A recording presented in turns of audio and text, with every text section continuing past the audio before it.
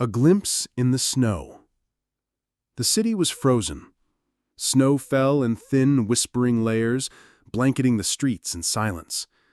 Thatcher Vale sat in the back of his black SUV, tapping impatiently at his phone. His driver had stopped at an intersection. Traffic wasn't moving. He looked up with irritation. That's when he saw them. Two boys, small, hunched against the cold, crossing slowly through the snow. One was being carried on the back of the other, a thick winter blanket wrapped clumsily around his shoulders, legs tucked awkwardly to the side. The one carrying him wore no gloves, no scarf, just a worn jacket and two thin sneakers, leaving footprints that quickly filled with ice. They said nothing. No complaint, no drama. Just step after steady step through the wind. Vale narrowed his eyes. The boy being carried. He knew that face. It was Arden, his son. And the boy carrying him? Vale didn't know his name, didn't know anything. But in that frozen moment, watching his own son depend entirely on a stranger, watching a child carry a burden no one had asked him to, something cracked. He couldn't name it, but it didn't leave him. Even after the light turned green, even after the car drove on, even as the cold outside faded, and something colder inside began to thaw. Not every moment changes a life, but sometimes one glimpse does. The boy beneath the hood. The alarm clock was broken, had been for months.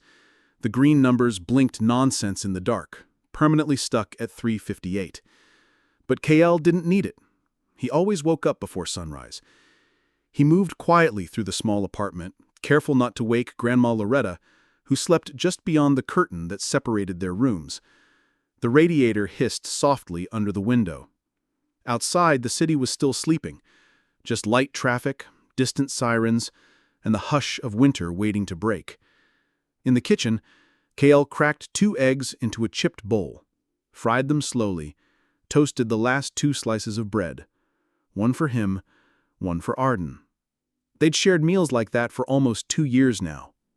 Kael didn't know when it started, not exactly. One morning, Arden showed up at the bus stop crying. The ramp was frozen, the driver said the lift was broken. No one had helped.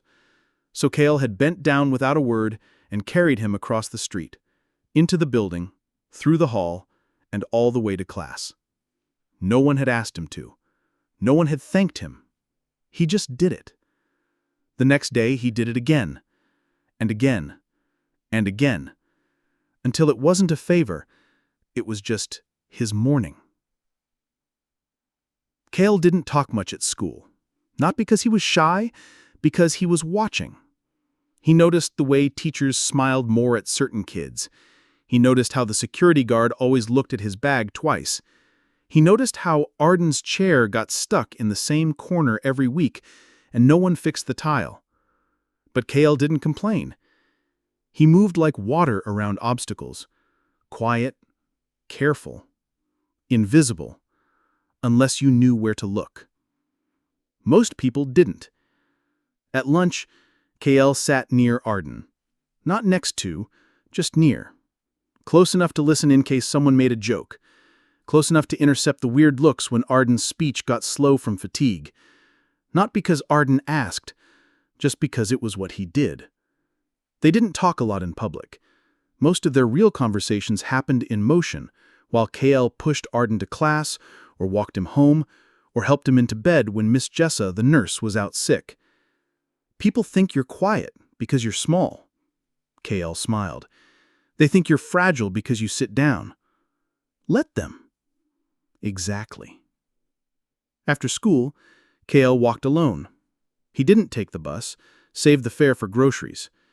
He stopped at the store sometimes, buying rice or apples or batteries for the heater. The owner barely noticed him. Customers glanced past him like he was part of the display. He never caused trouble, never spoke unless spoken to. That invisibility gave him something powerful: observation. He listened, took mental notes. Who was kind without performance? Who locked their doors too quickly? Who spoke one way to students and another to adults? He didn't judge. He remembered. At home, Grandma Loretta moved slowly now. Her knees were bad, her lungs worse. But she kept the house clean, kept the Bible on the table, kept Kael grounded. She'd say, "You move like your daddy. Eyes always ahead, but heart, that's your mama's." He didn't remember his parents well. A car crash when he was 4. Loretta never spoke much about it, just kept a faded photo in her dresser. Young, smiling faces, holding a toddler between them. They were good, she'd say, but they were taken too fast. Kael didn't ask for more. He already carried enough. One night, while folding Arden's blanket after walking him home, Kael paused in the doorway. Arden looked up from his tablet. "What's up?" Kael hesitated. "You think he knows?" "Who?" "Your dad." Arden's face didn't change. "Knows what?" "That I carry you. Every day. That I make sure you eat. That you fell asleep once and I stayed with you till 1 a.m. Arden looked back at the screen. "He knows some things, but not what matters." Kael nodded once. "Okay." Then left. What no one saw was how precise Kael's life was. Same route every day, same lunch if he could afford it, same pocket journal where he logged times and weather conditions in case the ramps froze or the nurse didn't show up or the fire alarm went off and no one had checked the evacuation plan for disabled students. He wrote it down not for revenge, but for responsibility. Because if something happened and they said, "We didn't know," he could say, "I did. And here's the date." The teachers didn't notice him. Other kids sometimes called him weird or robot boy. He didn't mind. He knew he wasn't supposed to stand out. He wasn't a poster child, not charming, not tragic enough to pity. Just there. Until he wasn't. Until that one morning, snow thick on the ground, and him walking carefully, breath showing with each step, arms wrapped around Arden's body like it was the most normal thing in the world. Until Thatcher Vale looked out from his SUV and saw what no security footage ever showed. A boy with holes in his gloves, carrying the only person Mr. Vale had never known how to hold. Kael didn't know he'd been seen. Didn't know the man who built entire empires had watched him with the kind of stillness usually reserved for endings. He just dropped Arden off, checked the ramp was dry, double-checked the bag with his inhaler, and walked off again. Another day, another cold wind, another page in the notebook. That night, Loretta noticed something in his face. "You're quiet." "I'm always quiet." "Quieter than usual." Kael shrugged, "Just tired." She looked at him closely. "You ever feel like they'll see you, baby?" He didn't answer right away. Then, "I don't need them to see me. I just need to make sure they don't forget what I've done." She didn't say much after that, just reached over, took his hand, and held it. He was just a boy, but he was carrying something bigger than any of them realized. Not just Arden, not just the weight of a wheelchair. He carried a lesson, a warning, a mirror. And one day soon, that mirror was going to land right in front of someone who'd spent his whole life looking away. The moment the mask slipped.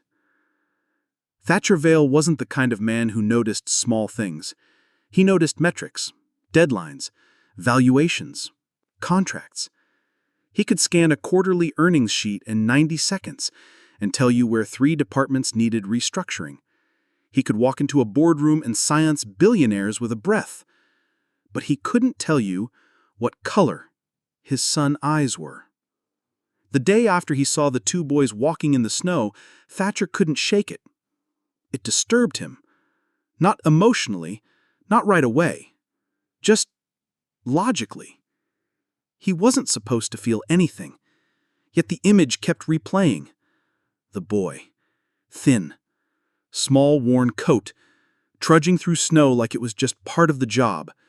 No expression, no attention-seeking. Just quiet effort. Arden had never mentioned him. Not directly. There had been vague references, a friend at school, a helper. But he hadn't paid attention. He assumed it was some aide, some teacher. But that boy? He looked no older than Arden himself. By noon the next day, Vale had someone in his office pulling school records. He instructed, "Don't flag anything. I just want names." Discreetly. He was surprised by what he found. Kael Johnson, 5th grader. Orphan. No behavioral flags. GPA above average. No official volunteer status. No records of staff assignment with Arden. But mentioned often, in passing, by teachers and aides. Reliable. Always near Arden. Has a calming effect. Nothing formal. Nothing documented. But the pattern was there. Too many mentions. Too much presence. Vale wasn't used to being out of the loop, especially not when it came to his son. So he decided to see it for himself. He arrived at the school unannounced. He wasn't stopped. No one stopped Thatcher Vale anywhere. The security guard opened the gate. The assistant principal practically sprinted to the front steps. "I'd like to observe," he said. "Observe what, Mr. Vale?" "My son." "Of course." He was led to the administration wing, where he stood behind the glass of a side hallway. Quiet, cold, watching. And there they were, Kael and Arden. The boy lifted Arden from his chair at the ramp that led to the music wing. No adult in sight. No instructions. Just habit. He held Arden gently, one hand around the waist, the other supporting the legs, and walked slowly down the hallway, navigating a narrow gap between stacked chairs and a broken projector cart. Arden didn't flinch. Didn't direct him. Because he didn't need to. Kael knew the way. At the end of the hall, Kael set Arden down into the classroom chair, adjusted his leg brace, and gave him his towslet. No fanfare, no smile. Then left the room without a word. Vale didn't breathe for a full 30 seconds. There was something about it, the familiarity, the unspoken trust that hit harder than any business betrayal ever had. This wasn't charity. This wasn't protocol. This was family. And he hadn't been part of it. He didn't confront Kael that day. He watched. Just watched. The second encounter happened by accident. Kael was in the lobby, returning a lunch card he found on the floor. Vale had just finished a meeting with the principal. They crossed paths by the double doors. Kael looked up, recognized him instantly. He didn't freeze, didn't nod, didn't shift his weight. Just waited. Vale spoke first. "You're Kael." Kael didn't answer. He didn't need to. "I saw you carrying Arden." Still, Kael said nothing. Vale stepped closer. "Why?" Kael blinked. "Because no one else did." The words were quiet, but they landed like bricks. Vale frowned. "That's not your job." "It didn't do it for a job." "You shouldn't have to." "It didn't have to. I chose to."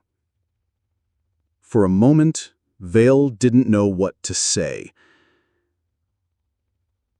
He, a man who built a life out of controlling rooms, lost to a fifth grader in 3 sentences.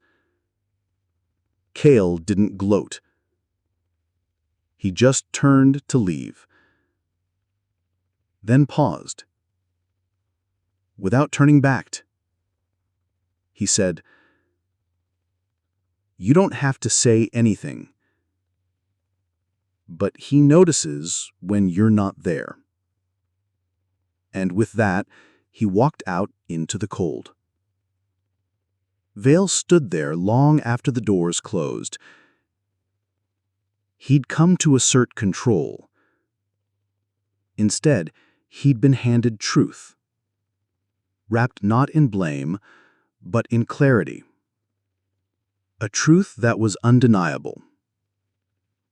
And it made him feel something he hadn't in years. Small. That night, he couldn't sleep. He watched old home videos. Ones his assistants had saved, that he hadn't opened since Arden's diagnosis.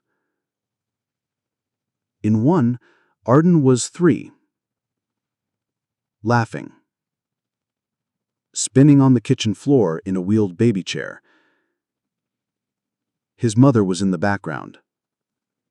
Smiling. Still alive. He turned the volume down. Then off. He sat in the dark, replaying Kael's voice. "I didn't do it for a job." He'd heard pitches from Silicon Valley titans that had less impact. The next day, he didn't go to work. He went back to the school. No meetings this time. He waited outside the gates at dismissal. Kael walked out as usual. Backpack slung low, coat zipped to the neck.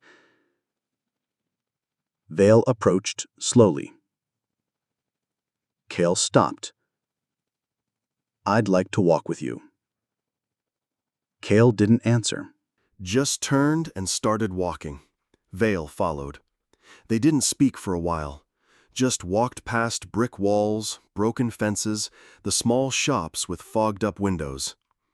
After 2 blocks, Kael said, "He's not fragile, you know. Arden, he's the strongest person I've ever met." Vale nodded. "I believe you." Kael looked up at him for the first time. "Then show him." Vale stopped walking. So did Kael. There was something in his expression, not anger, not defiance, just a kind of earned authority, the kind that comes not from shouting, but from showing up when no one else would. Vale swallowed. Then finally said, "Thank you for what you've done for him." Kael nodded once. "Don't thank me." "Why not?" "Because if you'd been there, I wouldn't have had to." That night, Vale sat in his office for hours. No screens, no calls, just him. And a realization. Not that he'd failed, that he had missed the chance to love his son when it mattered most, and someone else had stepped into that space. Not to take it, just to fill it. Now, the only question that mattered was, could he ever earn his way into that space again? Where absence becomes damage. It was supposed to be a normal morning. Kael got up at the usual time, ate the same breakfast, 1 egg, toast with no butter, and packed the second half of his food in the wrinkled brown bag he always saved for Arden. The sky was low and heavy, full of colorless clouds that promised rain or snow but hadn't yet decided. He walked the usual route, 8 blocks. He turned the usual corner. But something was different. Arden wasn't outside. That had never happened before. Kael waited at the base of the building's front steps, shifting his weight. 5 minutes, then 10. No sign of Miss Jessa, no sound from the hallway inside. He walked up, knocked gently on the glass. No answer. The lobby door was unlocked, unusual. He stepped inside. What he saw in the apartment made him freeze. Arden was sitting in his wheelchair, unbuckled, twisted slightly to the side. His blanket was crumpled on the floor. A plate of toast, untouched, sat on the table. His eyes were red, not crying, but from exhaustion. Kael rushed forward. "Are you okay?" Arden turned slowly. "They said you weren't coming." Kael crouched next to him. "Who said that?" "My dad's people. A new nurse. She didn't show up either. Said I'd be taken by car today."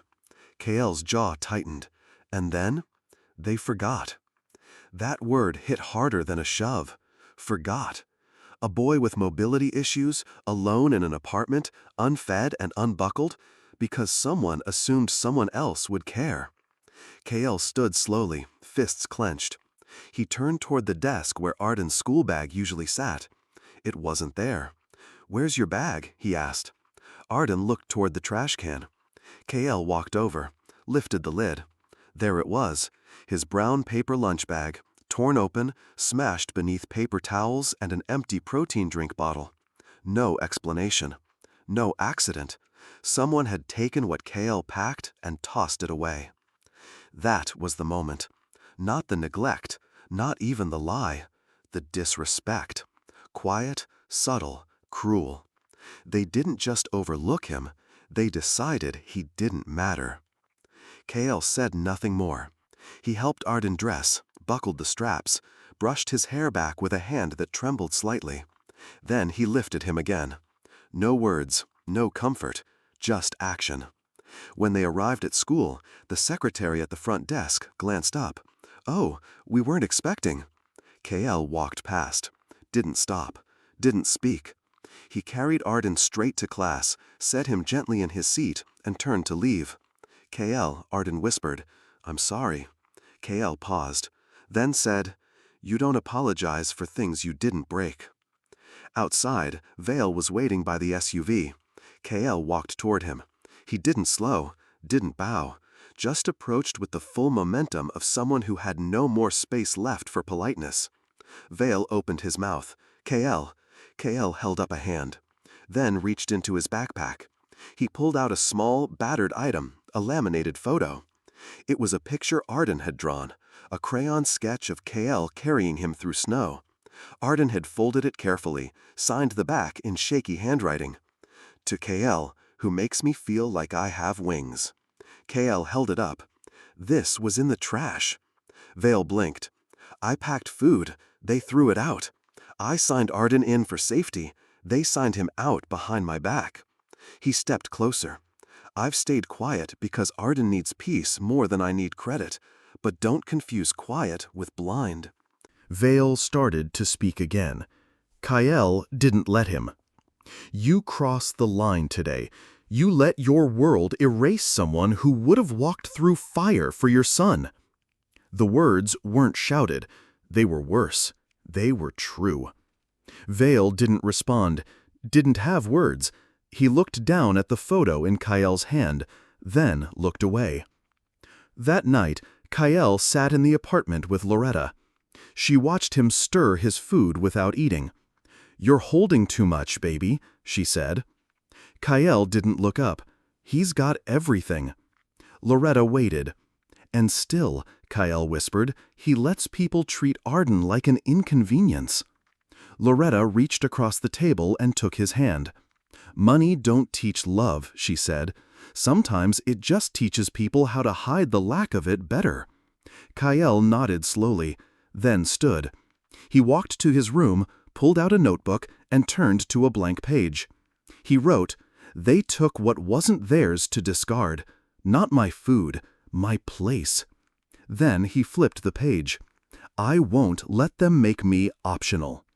The next morning, Vale showed up at Kael's door. Not with assistants, not in a suit, just alone. Holding something in his hand, the paper bag from yesterday, neatly folded. "I found this," he said. "I'm sorry." Kael looked at him, really looked. Vale seemed smaller, not in height, in presence. Less polished, less impenetrable. Kael took the bag, said nothing. Vale hesitated. "I don't want to push you away. I don't want to make you feel replaceable." "You didn't," Kael replied. Then he turned to go. Vale called after him, "What can I do?" Kael paused at the stairwell, then said, "Show up, every day, not just when it's dramatic." That afternoon, for the first time, Vale picked Arden up from school himself. No driver, no SUV, just him. A coat too formal for a school parking lot, and eyes trying not to look uncertain. When Arden saw him, he blinked in disbelief. "You came." "I did." "Why?" "Why?" Vale knelt beside the chair. "Because someone reminded me what showing up looks like." Later that night, Arden messaged Kael. "He sat with me, didn't check his phone once." Kael responded, "Told you he's not hopeless." Arden, "You still mad?" Kael, "No, just tired. But tired isn't the same as done." Arden, "So what now?" Kael, "We watch, we wait, and we see if he meant it." And somewhere, in the quiet space between anger and forgiveness, Kael let go of one thing. Not his guard, not his grief, but the part of him that believed he'd always have to do this alone. When a boy spoke like a father should. 3 days passed. Kael didn't carry Arden to school, not because he was angry, not because he gave up. Because he was watching, waiting. Vale had said he wanted to show up. Now he had the chance to prove it. And Kael wasn't going to carry 2 people's weight again just to make another adult feel better. Vale did show up. Each morning, parked down the block, early, wearing less armor each day. No tie, no coat, no assistant. Just himself and a steaming paper cup of black coffee he never finished. He helped Arden into the car, sometimes awkwardly, sometimes too slow. But he tried. Arden didn't complain, but he didn't smile either. Kael saw that too. The 4th morning, Arden messaged Kael. "He's trying, but it's like he's waiting for a script." Kael replied, "Maybe he is. Maybe no one ever taught him how to speak without it." That day, Kael walked to school alone. Not with defiance, with intention. He waited near the side gate until Vale arrived. As Arden wheeled down the ramp, Kael stepped forward. Vale stiffened, then exhaled. "Morning, Kael." Kael nodded. He walked alongside them, not speaking, until they reached the school entrance. Then he turned. "Mr. Vale," he said. Thatcher paused. "Yes?" Kael tilted his head. "Do you know Arden's middle name?" The question landed like a dropped weight. Vale blinked. I think it's..." Kael raised a hand. "It's Benjamin." Silence. Kael continued. "He likes his apple slices cold. He hums when he's nervous. His left knee cramps when he sits too long. And his favorite book is one you gave him but never read." Vale didn't speak. Kael wasn't angry. He was exact. "You know what he needs in theory. I know because I listen." Vale looked down, then said softly, "You're right." Kael shook his head. "It's not about being right. It's about being there." And then he said the sentence that stayed in Vale's head for weeks afterward. "Arden doesn't need another driver. He needs someone who knows when he's pretending not to be in pain." Vale said nothing, but his face cracked, not from guilt, Not from shame, from recognition. It was the first time someone had ever described fatherhood to him in terms he couldn't buy. That night, Kael sat with Loretta. She poured tea from a chipped pot and watched him silently. "You said it, didn't you?" He nodded. "Told him the thing no one else would?" He nodded again. "Did he hear it?" Kael stirred his tea once, then said, "Yeah, but I don't think he knew how much it was going to hurt." Arden called Kael later that night. His voice was quiet, flat. "He cried," Arden said. Kael blinked. "Your dad?" "Yeah. Not like sobbing. Just one of those single-tear things. Then he sat with me while I watched cartoons and didn't say a word." Kael waited. "He told me my middle name," Arden added, "like it was news." Kael smiled. Maybe it was. The next day, Vale asked to meet Kael, not at school, at a park, neutral ground. Kael went reluctantly. He didn't dress differently, didn't prepare a speech. He just showed up. Vale was already there, sitting on a bench, hands folded, nervous. "I used to think being a father was about providing," he said as Kael approached. "Isn't it?" Kael asked. "It is, but I confused giving with showing up. I thought if he had everything, he'd never feel like he was missing anything." Kael didn't respond. Vale went on. "I've been in the room while he had a fever and never noticed. You were blocks away and still knew when his knee hurt." Still, Kael said nothing. "I don't want to erase you from his life, Kael." Kael finally spoke. "Then don't try to replace me either." Vale nodded. "I won't." He paused, then asked, "Can I learn?" Kael looked at him. "That's not my question to answer." Vale blinked. "Whose is it?" Kael stood. "His." That afternoon, Kael found Arden waiting at the ramp. The car was late. No nurse, no one else around. Kael approached and said nothing, just took the bag from Arden's lap and adjusted the strap. "You going to pick me up again?" Arden asked with a smirk. "Only if you fall." "Then I guess I better stay upright." Kael smirked. "Please." The next week was different. Not better, not easy, but different. Vale started asking questions, real ones. "Is he cold? What's the best way to tilt the chair when the sidewalk dips? Did I pack enough snacks?" He fumbled them, got things wrong. But Arden noticed the effort. And effort, in a house that once echoed with absence, was everything. A week later, Vale showed up at Loretta's door. Not to take anything, not to give anything, but to ask. He sat on the edge of their couch, stiff and unsure. "I've made every mistake a father can make," he said. Loretta poured tea. He didn't touch it. "But I want to fix it," he continued, "and I want to do something more." She tilted her head. "I want to ask Kael something." Kael, standing in the doorway, waited. "I don't want to buy it," Vale said. "I don't want to claim it. I just want to offer it." Kael's eyebrows lifted. "Family," Vale said. "Not charity, not transaction. Just space. In our home, in our life. If you want it." Silence filled the room. Then Loretta said, "You're not asking him to leave his roots." "No," Vale said. "I want to be clear," she added. "This boy isn't broken. He's not a gap to be filled." Vale nodded. "He's already built. I just want to walk with him, if he'll let me." He turned to Kael and waited. Kael stared at him a long time, then asked, "You know my middle name?" Vale blinked, then, slowly, nodded. "Elijah." Kael didn't smile, didn't react. He just whispered, "Then maybe you're starting to listen." What he carried all along. The night after Vale asked to adopt Kael, nothing happened. No fireworks, no declarations, no answer. Kael simply nodded and said, "I need time." Vale said, "Take it," then left. Not with disappointment, not with urgency, just with space. And that was new.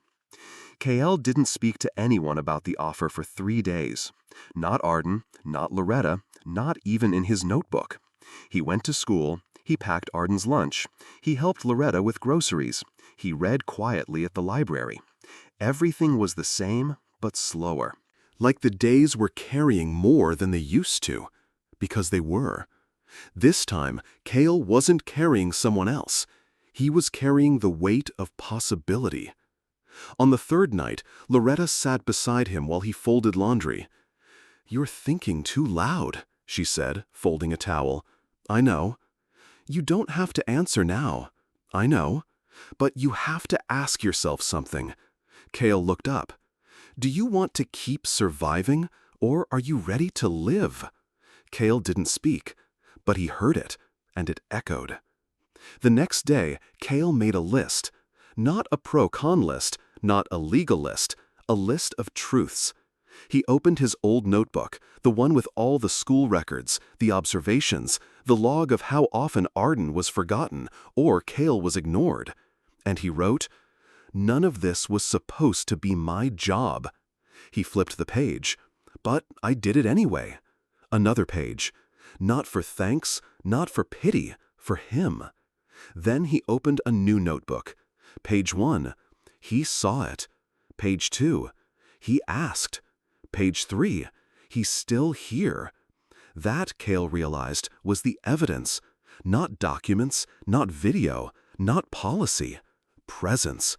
That was what Vale had never had before, and what Kael never stopped offering. He just hadn't known someone would one day offer it back. Vale, for his part, didn't press. He didn't ask again. But he didn't disappear either. He texted Arden each morning, "How are you?" He asked Kael once on the walk home, "Is today a yes or a no or a not yet?" Kael said, "Not yet." Vale smiled.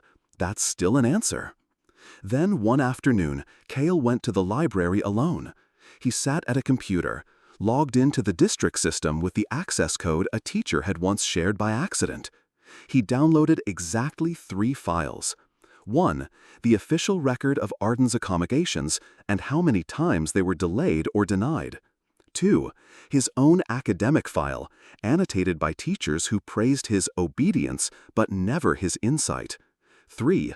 A report Vale once filed through an assistant on streamlining caregiver protocol, which Kael now realized had been the first small step that let the system fail Arden. He put all 3 into a folder labeled "What They Missed." Then, on a whim, he added one more document. A scanned copy of the drawing Arden made, the one of Kael carrying him. He wrote on it, "They missed this most of all." Then he closed the folder. Not out of anger, but closure. Later that week, Kael walked into Vale's office. Not his corporate tower, not the school lobby. His house. It was quieter than Kael expected. Bookshelves, family photos, most dusty. One with a crack in the glass.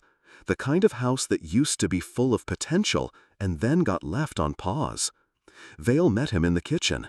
Kael sat at the island, no formalities. "I brought something," he said. He handed Vale a USB drive. Vale looked at it, confused. "What's on it?" "Files," Kael said. "The old stuff, what you didn't see, what the system missed." Vale turned the drive in his hand. "Why give it to me now?" Kael didn't answer right away. Then said, "Because I need to know you're not just trying to fix what's broken. I need to know you're willing to see what made it break." Vale nodded. Then said something Kael didn't expect. "I don't want to fix you." Kael blinked. Vale continued, "I want to be fixed by knowing you, if you'll let me." There it was, the drop, not a piece of evidence, but a confession. Vale opened his laptop, plugged in the drive. He read everything, silently. When he got to the drawing, he paused, traced his finger along the crude crayon lines of Kael's back bent under Arden's weight. He didn't speak for a full minute. Then he said, "I wasn't just absent. I was comfortable being absent." Kael didn't say, "I know." Didn't need to. The silence said it. Vale turned to him. "If you let me adopt you, Kael, I'll never pretend that makes me your savior. I'll just be a man who finally showed up." Kael took the drawing back from the screen, folded it once, then twice, and slipped it into his pocket. He looked up at Vale and asked, "If I say yes, does it have to erase everything that came before?" Vale shook his head. "No. It just means you're finally allowed to keep something for yourself." That night, Kael didn't talk much, but Loretta noticed the difference in his walk. Not faster, not lighter, just free. Like the weight wasn't gone, but now it was shared. The next morning, he got up early, like always. Made 2 eggs, one for him, one for Arden. Packed a third lunch. Wrote a name on the paper bag he'd never written before, Dad. Then crossed it out. Paused. Wrote instead, Thatcher. He smiled. We'll earn the other one. When the threat is kindness in disguise. It didn't happen right away. There was no media smear, no front-page scandal. No one burst into Kael's home with legal threats or warnings. What came instead was something slower, softer, smarter. It started with a message. A soft ping on Loretta's old phone. A woman named Marin Cho from Family Integration Services, politely requesting a visit.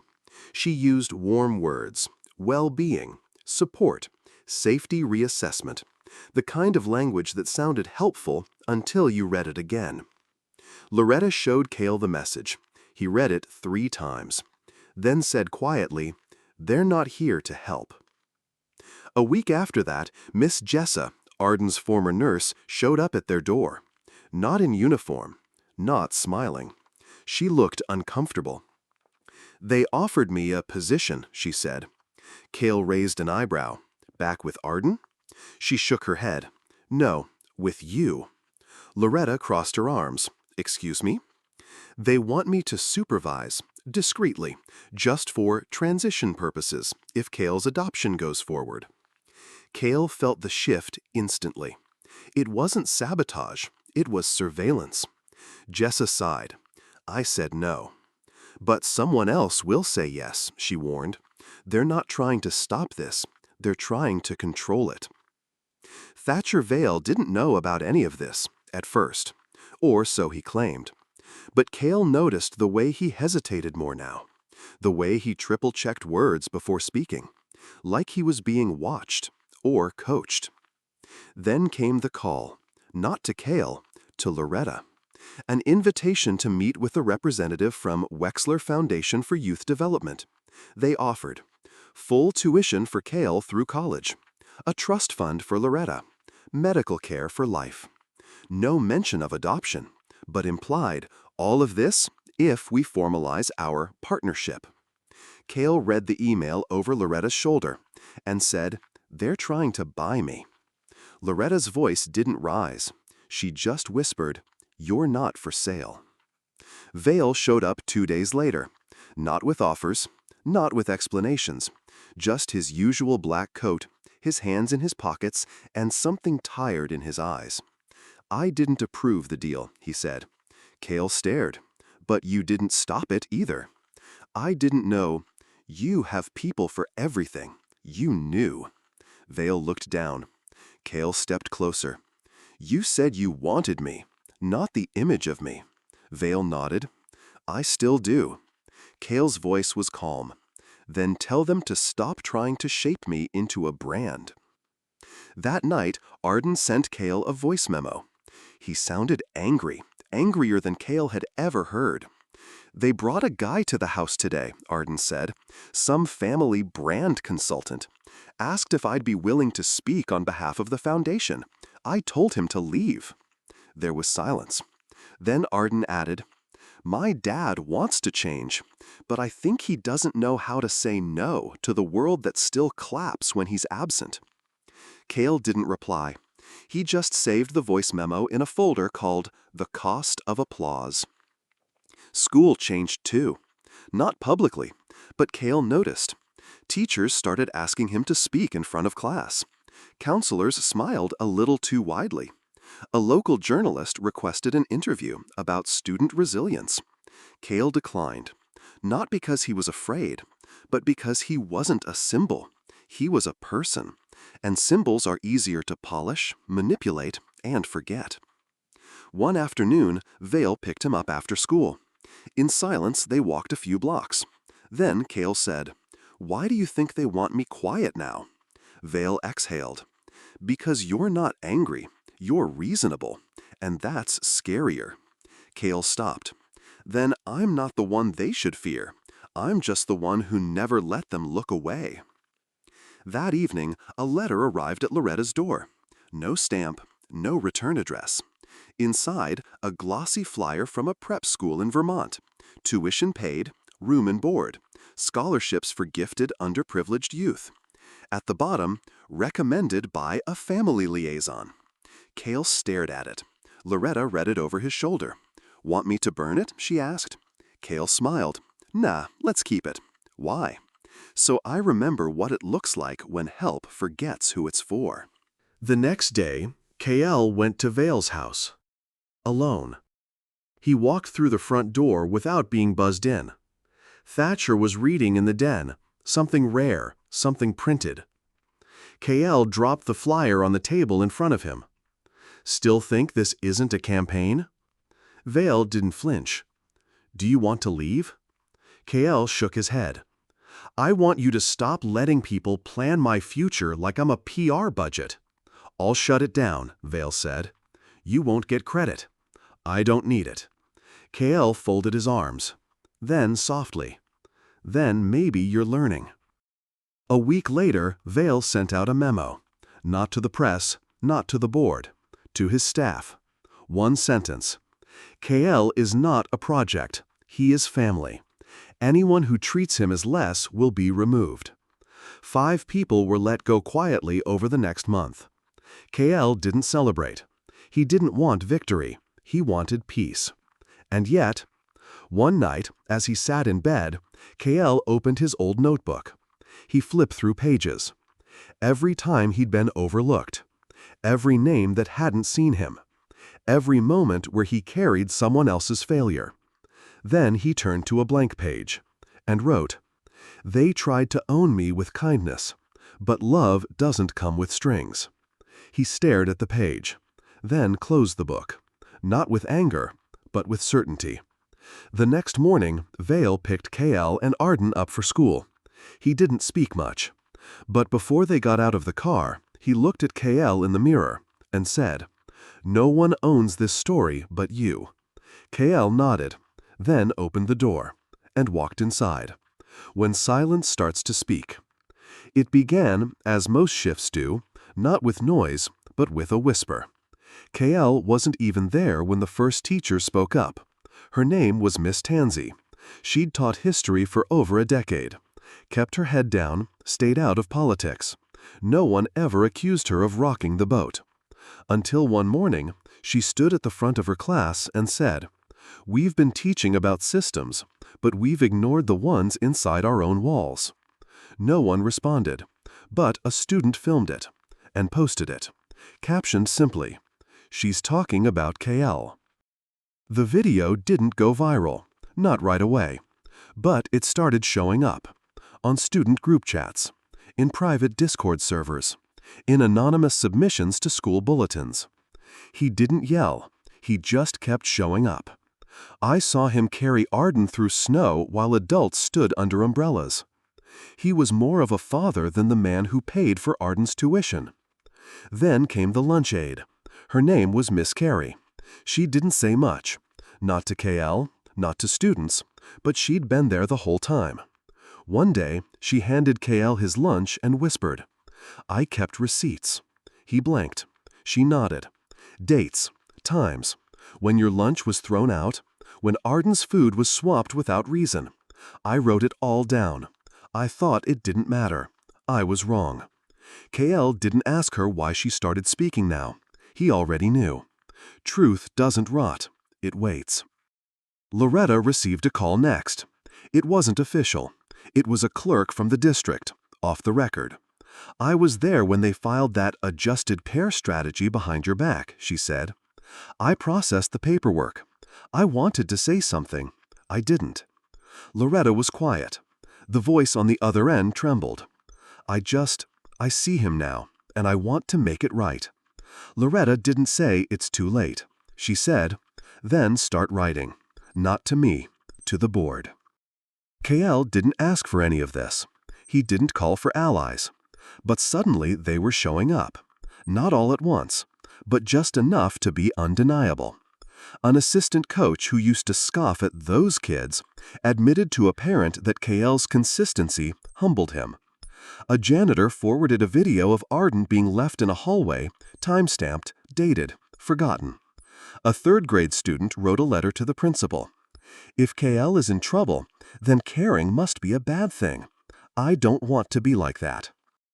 Even Arden changed. He used to let his father speak for him, used to nod along, polite and still. But now, he was the one who asked to speak at the student council meeting. Not for attention, for clarity. He rolled up to the front of the room, adjusted the mic, and said, Kael didn't save me. He saw me. That's rarer. He wasn't louder than the system. He was more consistent than its excuses. And if this school learns anything from me, let it be this. A good heart isn't a liability. It's a leadership skill. The room was dead silent. Then applause. Not polite, not forced, real. Vale sat Inside, a handwritten letter. No legal terms. Just Vale's messy, blocky handwriting. You're not my project. You're not my redemption. You're not my second chance. You're my reminder that love is something you step into, not something you deserve. Underneath, unsigned, just one word at the bottom. Dad. Kael read it, then folded it, and placed it inside his notebook, between 2 pages filled with names of teachers who'd once looked through him. It didn't feel like erasing them. It felt like filing them correctly. By the end of the month, a new sign hung in the school hallway. Honor the quiet hands that carry others. No plaque, no press, just a poster drawn by students. At the bottom, unsigned. But above the image of 2 figures, one walking, one being carried, someone had scribbled in pencil, Kael walked here. And beneath it, smaller still, and he didn't walk alone. Not forgiveness, just the truth. Some reckonings come with fire. This one came with a knock. Kael was doing dishes when he heard it, a soft, uneven rapping on the door, like whoever stood on the other side wasn't sure they should be there. He dried his hands and opened it. Mr. Brenner stood in the hallway. The same gym teacher who once shoved him aside in the snow, barked at him for being in the way, and let Arden sit alone during a drill. Now his hair was grayer, his stance less sure. He held a coffee in one hand, not as a gift, as a nervous habit. I heard you were still here, Brenner said. Kael waited. I don't expect you to forget. I wanted you to know I see it now. Kael's voice was calm. I didn't disappear. You just stopped looking. Brenner swallowed. Yeah. You could have helped, Kael continued, but you let a 12-year-old carry the job you were paid for. I did? Kael didn't yell, didn't push, just stared. Brenner added, if it means anything, I've stepped down, early retirement, new person's coming in. She actually listens. Kael nodded. Good. Then closed the door. No anger. No grace. Just a page turned. The next was Jillian, a classmate. Once, she sat beside Kael in science, never spoke to him, once laughed when someone called him the porter. She waited outside after school, holding a folded piece of paper. "I saw what you did. What you always did. I didn't want to get involved." Kael looked at her. "You didn't have to speak for me." "I know. You just had to stop laughing." Her face flushed. "I'm sorry." Kael unfolded the note. It wasn't a letter. It was a form. A sign-up sheet. Peer Response Team application. His name was written first. Her second. Kael folded it again. Didn't hand it back. Didn't smile. Just said, "Start with listening." Then walked away. Another came from the cafeteria. Miss Luann, the lunch manager, cornered him near the vending machines. She didn't talk about the past. Didn't mention the time she accidentally threw away Arden's food. Instead, she said, "They're renaming the student kitchen." Kael raised an eyebrow. "To honor students who care for others." Kael said nothing. Miss Luann added, "They wanted your name on it." He shook his head. "Don't." "Why not?" "Because caring shouldn't need a spotlight. It should just be standard." Miss Luann nodded. "You know, I used to think you were just intense.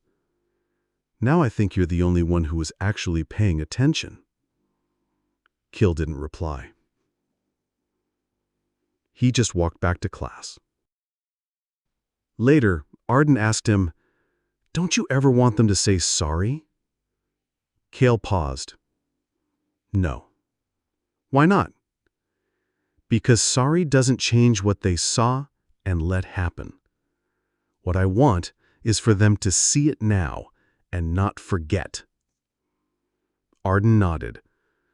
"Still, it must feel good, right, watching them squirm a little?" Kael smiled faintly. "Not really. I'm not here for revenge." "Then what?" "To make sure no one else gets erased the way I almost did."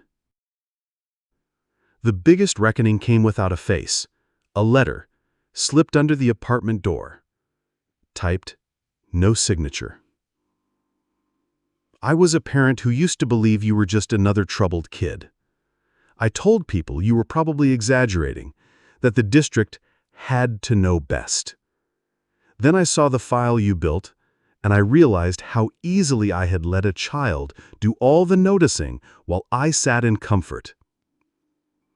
You shouldn't need forgiveness from people who didn't even give you their attention. But I see you now. And I'm telling others." Kael reread the letter,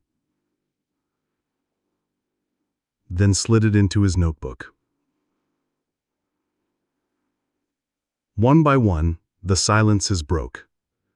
People who used to look away now looked directly at him, not with pity, not with shame, but with the raw discomfort of recognition. And Kael? He didn't punish. He didn't clap back. He just refused to let them forget. One day he walked past the main office and saw a new poster on the wall. "Notice what they carry. Before it becomes weight, no one should have to lift alone." No name attached. But the handwriting? Arden's. Even Loretta noticed. She watched Kael sort papers one evening and said, "You've changed." Kael paused. "How?" "You used to brace for every room." "I still do." She shook her head. "No, baby, now you stand in it." Kael didn't reply. Just kept sorting. Reckoning isn't always dramatic. It's not always a confession.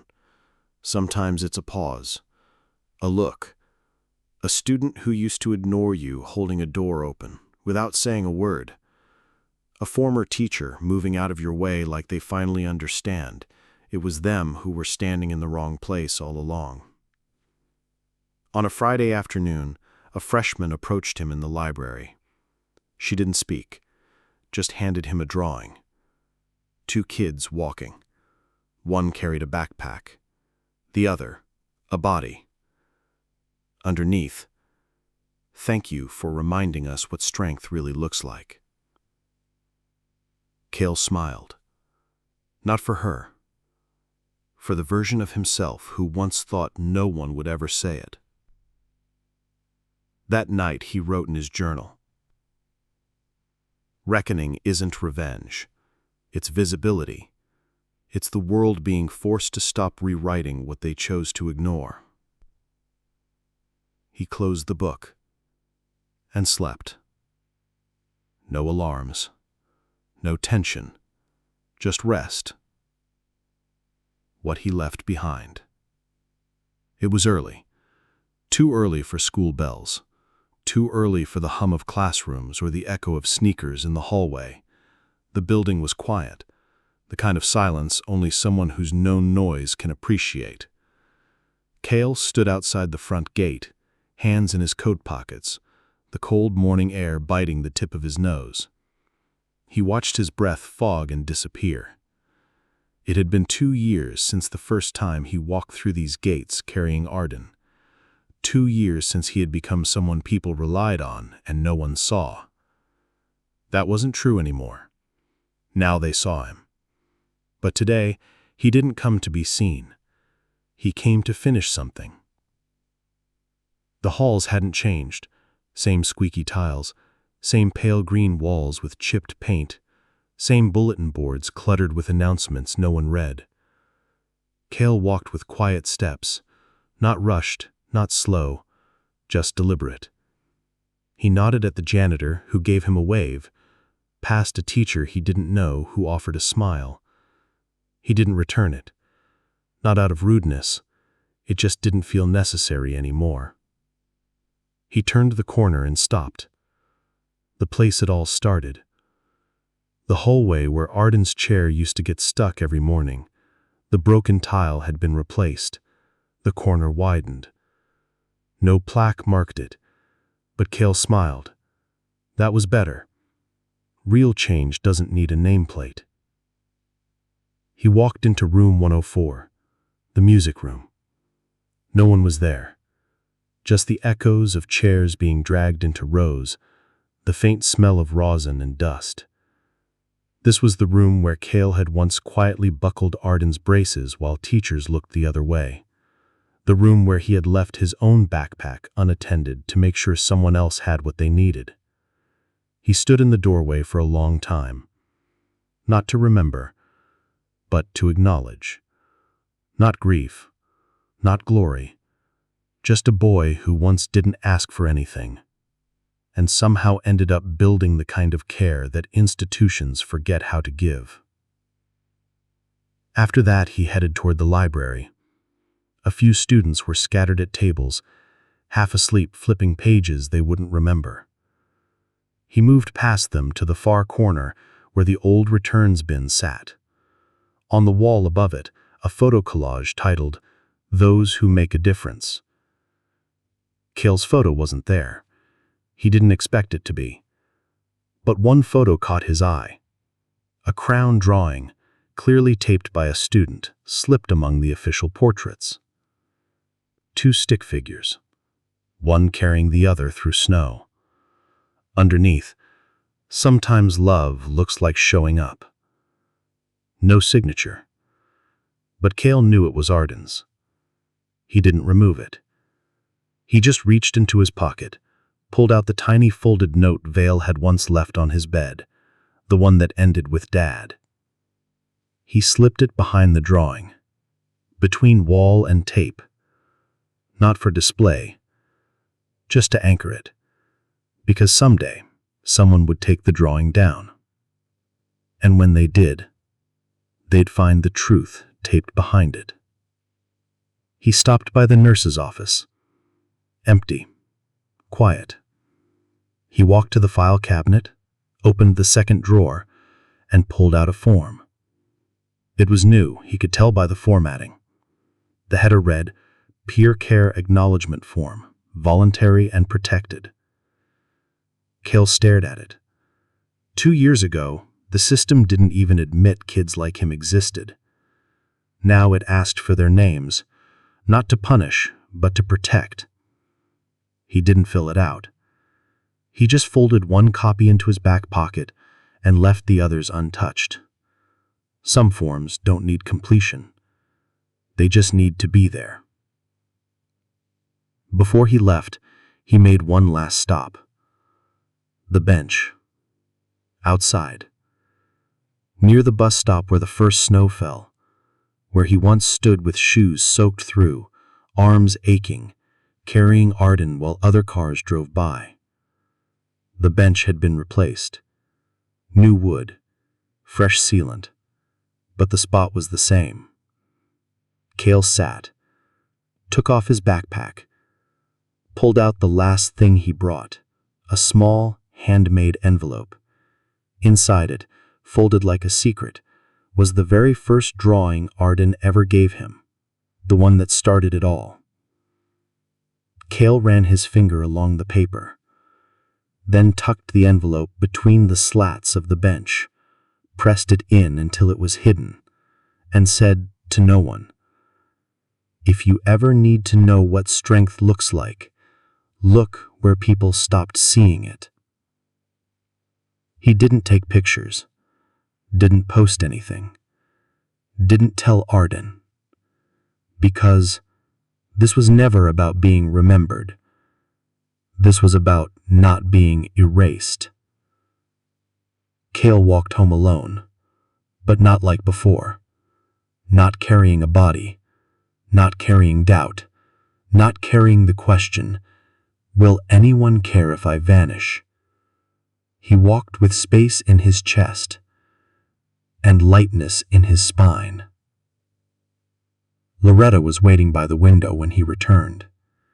She didn't ask where he had been. She just put on the kettle and said, "I knew you'd go." Kael nodded, then handed her something. A key. Old, rusted, familiar. "The drawer's locked again," he said. Loretta took it in her hands. "You're done?" Kael shook his head. "Not done. Just ready for what comes next." That night, Kael packed a bag. Not with evidence. Not with forms. With books. A journal. A new pair of shoes. He looked around the room once. No dramatics. No last glances. Just one breath. One long, full breath. Then he turned off the light. At the door, Vale waited in the car. Not honking, just waiting. Kael opened the door, placed his bag in the back, and sat in the passenger seat. Neither of them spoke. They didn't need to. Halfway down the block, Vale glanced over. "I never said thank you." Kael looked out the window, then said, quietly, "You showed up. That's thanks enough." They passed the old store, the old stop sign, the cracked sidewalk that had once tried to trip him every morning. Kael didn't flinch, didn't look back, because this wasn't the end. This was the part most people don't get to see. The boy who stayed quiet, the system that cracked, the father who learned too late, but changed anyway.